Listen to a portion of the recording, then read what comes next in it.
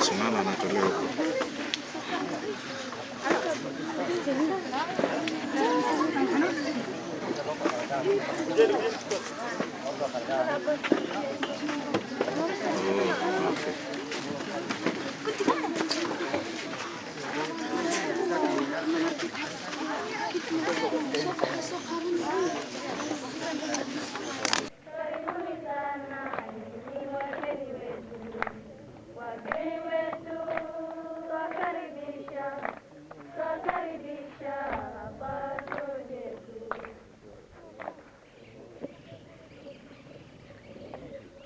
Wageni, walimu na wanafunzi wenzangu, mbele yenu ni darasa la 8 shule ya msingi ya Umulkhair, tayari kwa kariria shairi lenye mada ukimwi. Makinikeni, burudikeni, safina nasi hadi tamati. Karibuni.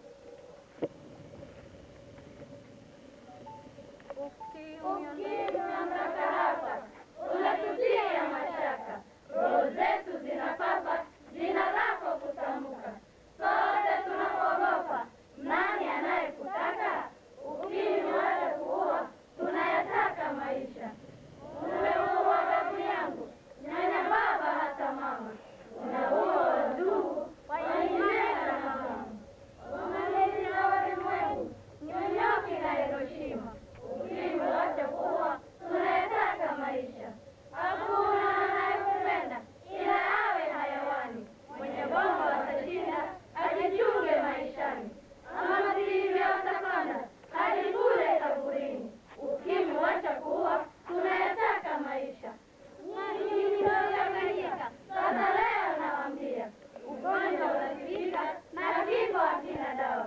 Ukimwi ukishika, kaburini utaingia. Ukimwi wacha kuua, tunayataka maisha.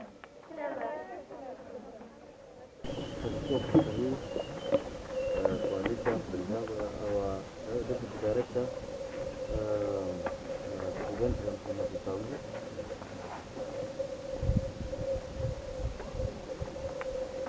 Yeah.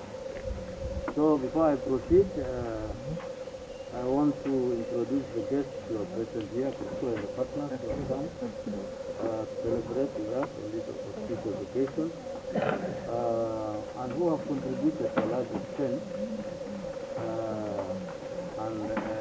in making this event an unqualified success.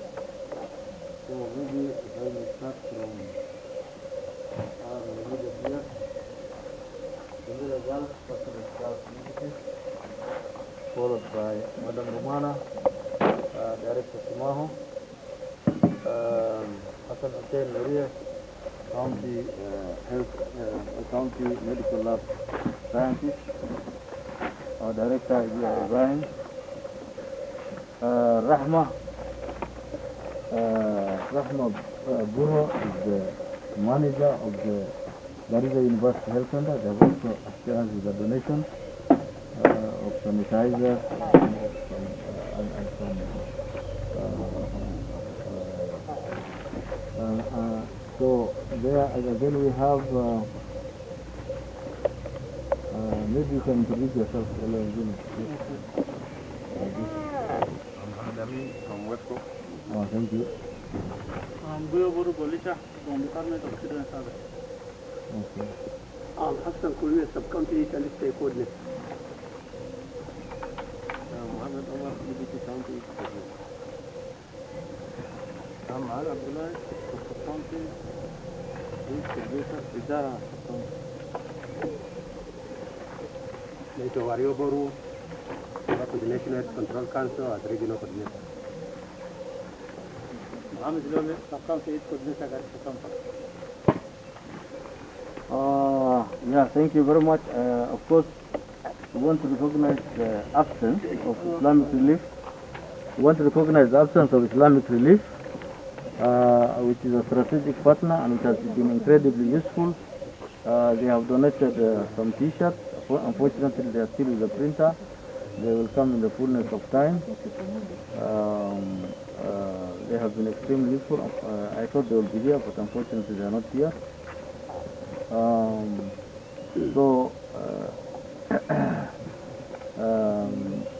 Garissa University is here. Northern Water Service Board, unfortunately, is not here. But the rest of the partners, some Salam from the Global Fund Secretariat is not here. But we recognize the presence of the sub-recipients. They are coming, Red Cross. Oh, Red Cross is coming. But we recognize the presence of the sub-recipients led by Sumaho. And I was seeing George from WEFCO. Who have donated, refreshment, soda, and water. So, let me set the mood for this year's World AIDS Day. First, I want to clarify that this year's World AIDS Day is being held. It's different in more ways than one. Because of the raging coronavirus pandemic, it has been decided that it will not be marked in a public place. It will not be marked with a procession.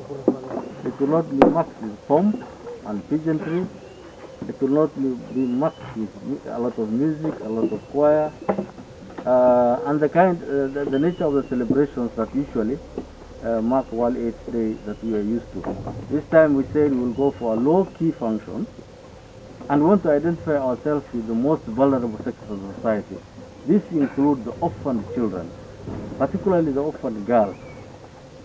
So we said, how many orphanages do we have in Garissa town? We were told we have 4 orphanages. And then the next question we asked was, how many of those 4 orphanages is for girls? We were told there's only 1 orphanage which is run by womankind. So that's how we settled on Khair. We want to identify ourselves with the girl child. We want to identify ourselves with the orphan girl who is vulnerable. We know they have a problem of even accessing sanitary pads. So we have come with a light consignment. Apart from the teachers, which is merely symbolic for the purpose of the day, we'll also get some, they will also get pads, they will get sanitizers, and they will get masks. And a few other things that the regional HIV coordinator will shed more light on. So it is symbolic. We want to lead the way by so that society can appreciate the most vulnerable people of society, in the society. They are orphan and vulnerable children. There are those who are living with HIV who have been stigmatized, who occupy the lowest strata of society. We know we have a disproportionately large number of urban poor in Garissa town. We know our youth, with regard to youth sexuality, for instance, are highly sexually active. And for that reason, Garissa has more teenage pregnancies than Mombasa, which is a city, than Lamu, than Taita Taveta, than Muranga, to be precise, and Makueni. So that is food for thought. We have more than 1,400 teenage pregnancies within just a period of 5 months. That's from January to May. More than 1,400 teenage pregnancies. and those teenagers are in the age bracket of 10 to 24. So they're either young adults, they're adolescents, who are just getting, adolescents who want to experiment with their biology, and in the process, sometimes, in most cases, they end up with unprotected sexual intercourse that also leads to HIV. Perhaps not only a pregnancy, it's an unfortunate event in most cases for a girl who is schooling, but also HIV equally. Based on the data we have from the latest survey, which is the Kenya population-based HIV seroprevalence study, the last one which was conducted in 2018, we have about 2,287 people living with HIV in Garissa County, but in Garissa County, and 56 people get infected every year. But the survey also tells us that we are regarded as a low prevalence area, which is less than 2%. With a low prevalence of less than 2%, we are categorized together with other counties in the Northern Frontier District. But also significantly, counties which used to have a higher prevalence rate like Nyeri and Muranga and Makwene and Kitui now fall in the low prevalence area, similar to Garissa.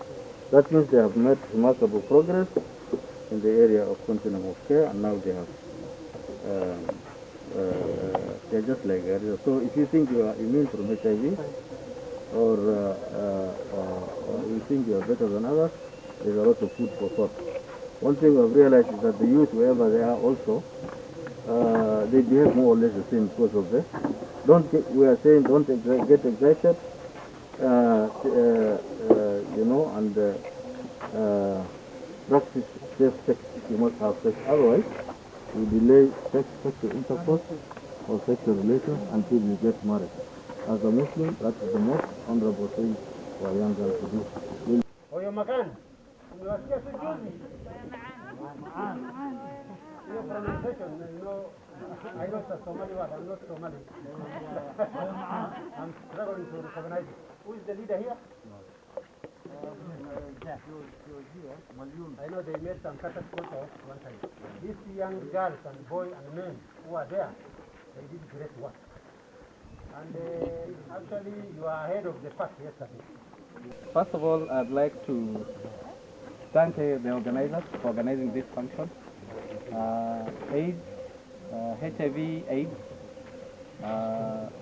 is something that has been with us for a long time, and the fact that we have this COVID pandemic now ravaging the whole world, it has made it worse because kids are at home, students are at home, and they say that an idle mind is a devil's workshop.